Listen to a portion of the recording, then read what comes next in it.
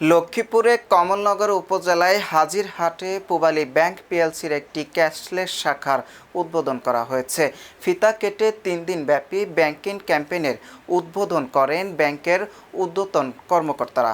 মঙ্গলবার ৯ জুন উপজেলার হাজিরহাট বাজারের যাত্রী ছাউনি সংলগ্ন এলাকায় পূবালী ব্যাংক পিএলসির হাজিরহাট উপশাখার অধীনে এই ক্যাশলেস শাখার আনুষ্ঠানিক উদ্বোধন করা হয়েছে।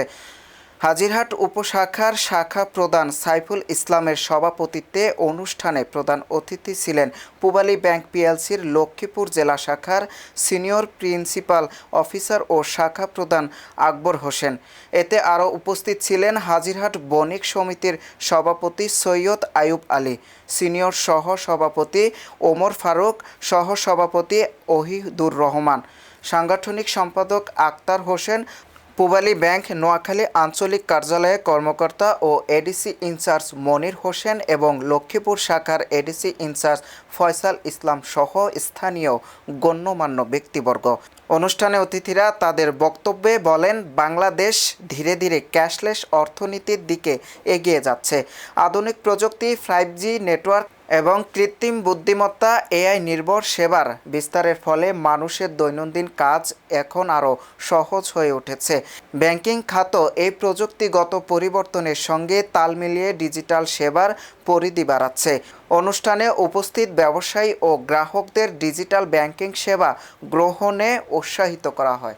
সরকারের রিপ্রেজেন্টেটিভ হিসেবে কাজ করছি, যেটা পূবালী ব্যাংকই একমাত্র সারা বাংলাদেশ আমরা ক্যাশলেস ক্যাম্পেইন করতেছি। ক্যাশলেস মানে হচ্ছে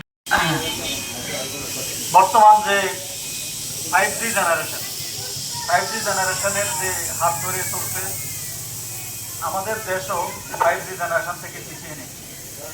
আপনারা জানেন বিশ্বব্যাপী এখন এআই যুগ চলতেছে, আর্টিফিশিয়াল ইন্টেলিজেন্স যুগ। আর্টিফিশিয়াল ইন্টেলিজেন্স যুগের যে বিষয়টা হচ্ছে সেটা হলো মানুষের হাতে থাকবে স্মার্ট ডিজাইন। আমরা এই হাজিরহাট বাজারে ব্যাংকিং নিয়ে আমরা অনেক ঝামেলা পোহাতে হয়েছে। আমাদের এই হাজিরহাট বাজারে দুটি মাত্র ব্যাংক ছিল, একটি ছিল কৃষি ব্যাংক আর একটা ছিল সোনালী ব্যাংক। তারপরে পর্যায়ক্রমে আমাদের এখানে আরো অনেকগুলা ব্যাংক হয়েছে, ইসলামী bank, NCC bank, Pubali bank.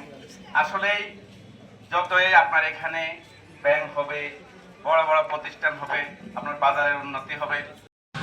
لقد خلقنا الإنسان في أحسن تقويم ثم رددناه أسفل سافلين